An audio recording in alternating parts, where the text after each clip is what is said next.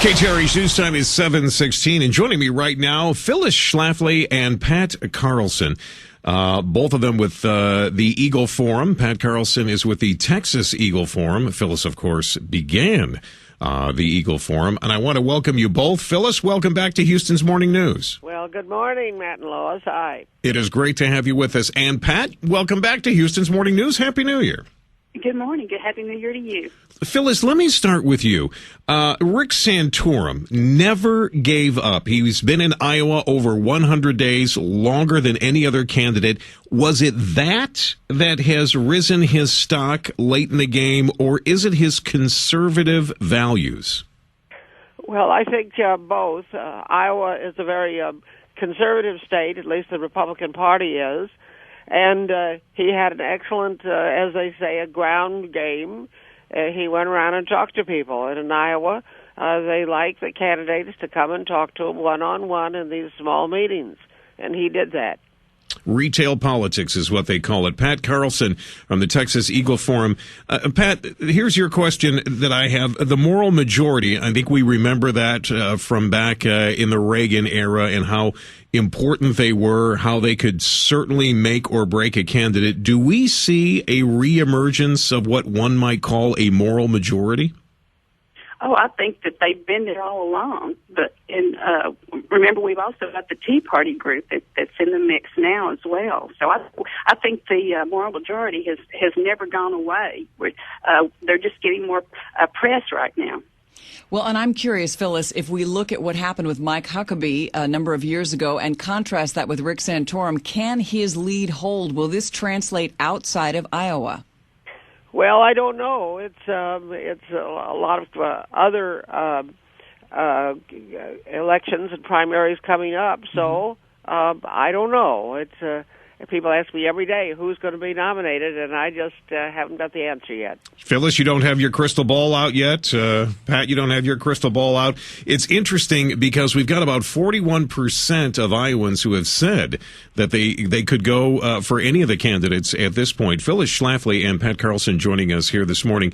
And ladies, if you'll be kind enough, we're going to take a quick break and come back. When we do come back, I want to ask you whether or not if Santorum wins in Iowa, he could win the GOP nomination, or is this just an anomaly? Phyllis, you want to give us your email address? I know you like to get that out there. I want to get that out there. Yes, it's eagleforum.org, and we have all kinds of good information on all of these issues. I'm sorry we can't predict who's going to be the Republican nominee. I heard the announcer say that those walking into the caucus could change their mind as they're walking in. Right, and that's absolutely right. So I think it could be Santorum, it could be Perry, who knows? Well, let me ask you this. If Santorum wins, and Pat, I'll ask you the same question.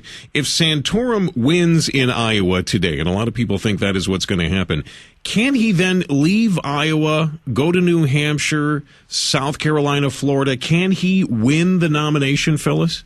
Well, he can, yes. He's got all of the right qualifications. He represents the values that Republicans like, and he's got a good record. I think he could win it. Pat? But I don't think it's any sure thing. All right. Pat, your thoughts? Well, my thoughts are I think the focus has been on the winner, and I think Iowa's going to be more about thinning the field of candidates in this race. And look at Huckabee, who won, 4 years ago. Right. He didn't become the nominee, and I think there's only been the Republican nominee who's only won Iowa 3 times since the 70s. So. Now, ladies, neither one of you have mentioned Ron Paul. And just very quickly, Phyllis, your thoughts on Ron Paul. He's already said just within the last 24 hours or so he cannot imagine himself as president. And I can't imagine him as president either, quite frankly. There's a group of people who are for him, but I can tell you he is not going to be the nominee. And, Pat, your thoughts? No, I don't think he will be either. So, Pat, what about Rick Perry? Given the fact that so many are undecided here and, he'd been waffling with voters for a while, it looks now that could there be a surge given what's happened in the last couple of days? I actually believe Rick Perry will do much better than people are predicting. I mean, we don't know again who's going to take those undecided votes, but I think he's going to do much better than people are predicting.